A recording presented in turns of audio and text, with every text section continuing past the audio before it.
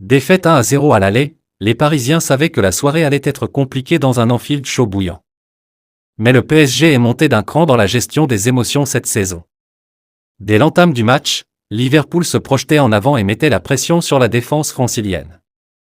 Les Reds auraient même pu frapper très tôt si Nuno Mendes n'avait pas surgi de nulle part pour contrer la frappe de Mohamed Salah qui prenait la direction des buts de Gianluigi Donnarumma, 5e.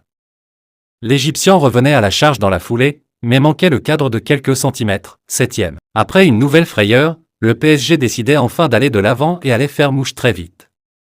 Après un échange entre Nuno Mendes et Ousmane Dembélé, Bradley Barcola tentait de retrouver pour le Français, mais c'est son autre compatriote, Ibrahima Konaté, qui taclait dans le mauvais sens et permettait ainsi à Ousmane Dembélé d'ouvrir le score, 0-1, 12e.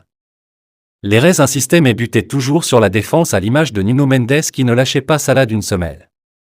À l'opposé, Paris prenait le contrôle du jeu et aurait pu faire le break avant la pause sans les ratés de Barcola, 17e, Dembélé, 32e, 42e, et Kvicha Kvaratskhelia, 36e, 40e. Au retour des vestiaires, Liverpool revenait avec un tout nouveau visage et s'installait dans la moitié de terrain parisienne.